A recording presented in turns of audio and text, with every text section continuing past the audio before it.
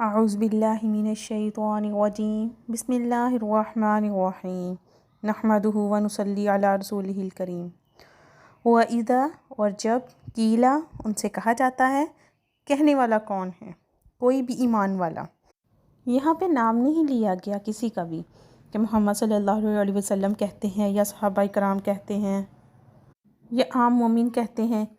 کیوں؟ عموم کے لیے۔ عموم کا کیا مطلب ہے؟ یعنی جو بھی، کوئی بھی، کہنے والا کوئی بھی ہو۔ وَإِذَا قِيلَ لَهُمْ اور جب ان سے کہا جاتا ہے، کون کہتا ہے؟ کوئی بھی۔ کوئی کی بات کیوں کہی گئی ہے؟ کیا تاکہ بات عام رہے، یعنی خاص نہیں بتایا گیا کہ فلاں نے کیا کہا اور فلاں نے کیا کہا۔ آمینو ایمان لے آؤ، کما جیسا کہ، اسی طرح جیسے آمن الناس ایمان لائے لوگ۔ یہاں الناس سے مراد مخلص مومن ہیں، رسول صلی اللہ علیہ وسلم اور صحابہ کرام ہیں، ان جیسا ایمان لاؤ۔ قالو وہ کہتے ہیں، کون منافق جواب دیتے ہیں؟ انؤمنو کیا ہم ایمان لائے؟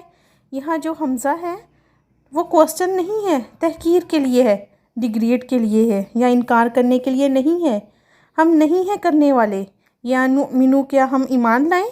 کما جیسا کہ، آمن السفہاء ایمان لائے بے وقوف۔ سفہاء کا جمع ہے سفیہ کی، سفیہ کہتے ہیں کم عقل کو، بے وقوف کو، اور یہاں ان کی مراد بے وقوفوں سے مراد کس کی تھی؟ مسلمان مومن۔ ان کو وہ کیا سمجھتے تھے؟ نادان، بے وقوف۔ ان کو نادان کیوں کہتے تھے؟ منافق سچے اور پکے مومنوں اور مسلمانوں کو نادان کیوں کہتے تھے؟ کیوں کہتے تھے؟ کیونکہ مومن اپنا تن من دھن اللہ اور رسول کے لیے قربان کرنے کے لیے تیار تھے، جبکہ منافق اللہ اور رسول کی بات صرف دنیاوی فائدے کے لیے کرتے تھے۔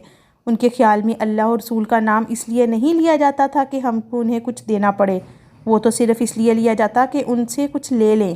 ان کے خیال میں تو ایسا اسلام جس میں قربانی کرنی پڑے یا اس میں کچھ خرچ کرنا پڑے، نماز پڑھنی ہو، زکوٰۃ دینی ہو، صدقات دینے ہوں، یہ تو بڑا نقصان ہے۔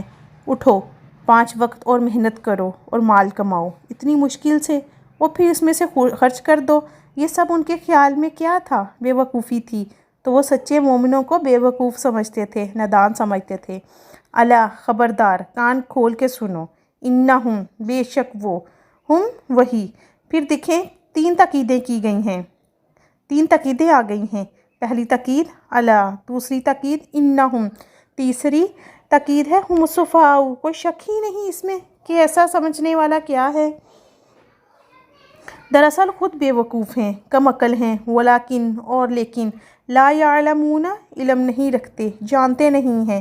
اپنی حماقت کی وجہ سے ان کو پتہ بھی نہیں ہے کہ وہ کیا کر رہے ہیں۔ تو اس سے کیا پتہ چلتا ہے کہ اللہ تعالیٰ منافقوں کی کچھ اور باتیں کھول کر بیان کر رہے ہیں۔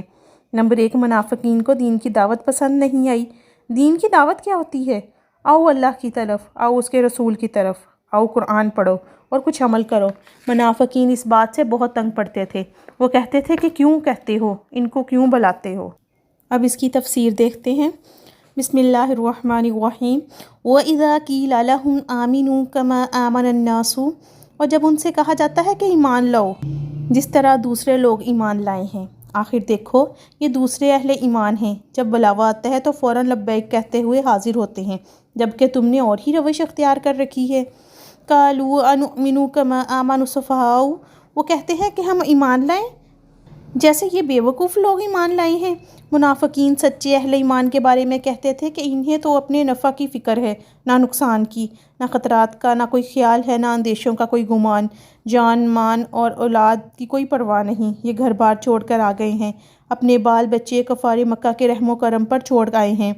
یہ سردار ان قریش کے ساتھ جو چاہیں سلوک کریں، یہ تو بے وقوف لوگ ہیں۔ بھئی دیکھ بھال کر چلنا چاہیے، دائیں بائیں دیکھ کر چلنا چاہیے، اپنے نفع و نقصان کا خیال کر کے چلنا چاہیے۔ ٹھیک ہے اسلام دین حق ہے، لیکن بہرحال اپنی اور اپنے اہل و عیال کی مصلحتوں کو بھی دیکھنا چاہیے۔ یہ لوگ تو معلوم ہوتا ہے بالکل دیوانے ہو گئے ہیں۔ الا انہم ہم السفہاء ولکن لا یعلمون آگاہ ہو جاؤ کہ وہی بے وقوف ہیں لیکن انہیں علم نہیں۔